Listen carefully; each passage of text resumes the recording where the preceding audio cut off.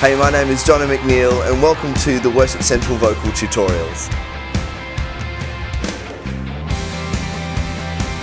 Okay guys, in this session we want to talk a little bit about looking after your voice. Vocal health is really important. Now I know a lot of you sing in morning services and getting to that first service and trying to crank up the voice can be a bit of a challenge. But it's really important that you put things in place that are going to put your voice in the best place possible. It needs to be feeling great, it needs to be sounding great for you to do the best job that you want to do in your church services.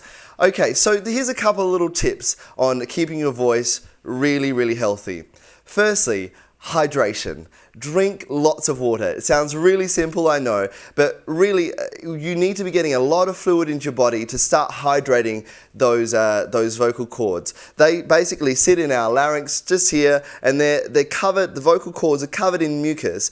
It sounds a bit gross, I know, but that mucus needs to remain there. It needs to stay quite moist for our voice, our cords to vibrate in the way that they need to. Now, there's a bit of a misconception about drinking. If you can have a quick swig before worship, that it's going to get on your vocal cords and make them feel really great and lubricated. Now, ultimately, it does make your mouth feel great, but if we were getting water in our vocal cords, you'd probably start to choke. The body's not designed to have water directly going onto those vocal cords. So ultimately, to get the water that you need in to hydrate that vocal tract, you need to be sipping water, preferably a few hours before you're about to sing. Now, if you have to get up a little earlier, I know it's a bit of a sacrifice, but that's what we call systemic hydration. It's getting the water through our system. However, if you want to do a little bit more topical hydration, you might have tried steaming before. Steaming is a great way of getting water directly onto the cords without causing any of those choking reflexes, which of course we don't want. So steaming is really useful. So all you need to do, boil the kettle, put a whole lot of hot water in a bowl, put a towel over your head, and just allow that steam just to go into to steam your vocal cords. It's going to give you a great feeling of just relaxing those cords. It's going to increase circulation, but it's also going to get that hydration going. Those cords love to be hydrated, so keep a lot of water coming to your system. I've got a great big 1.25 litre bottle on me all of the time, so I can just be constantly sipping. The other thing is steer away from cold or hot water. Really hot, scorching water is not going to be good for you, and really cold water is going to slow down circulation and get a little bit of that agility out of your vocal tract, and we don't want that. We want to be as loosened up as possible. And so stick to room temperature water, or if you want to heat it up a little bit more, that's actually fine. Okay, so some other things to be careful with. Now you're going to find that certain things react more for you than others, and so you might want to do a bit of trial and error testing with these few little different facts that I'm going to throw at you.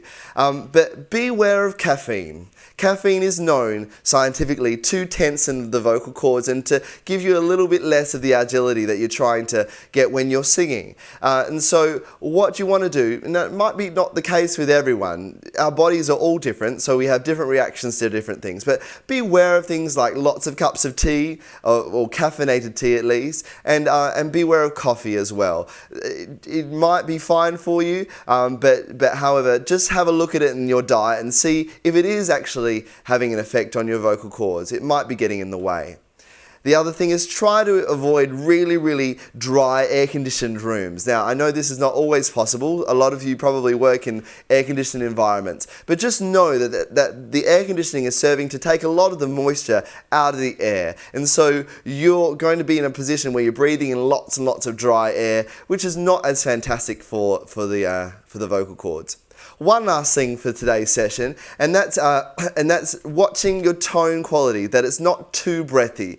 If we use a breathy tone, basically those cords, if you can see my fingers here, are coming apart more, and more air is going through those cords. Now, if we think about wet cords, us taking in lots of air into our lungs, heating up to our body temperature, and then blowing it back through those cords, that's quite warm air that's going through those vocal cords, and it's going to start to dry out them, dry out the folds, and less unless you limit that a little bit. So when you're singing, make sure you're getting a good sense of connection. Not breathing lots of air, but connect those vocal cords. You can do this with lots of different techniques. Seek out a singing teacher maybe to help you to do that with your vocal cords, but always be looking at a healthy lifestyle so you can be at your best for your worshiping in church.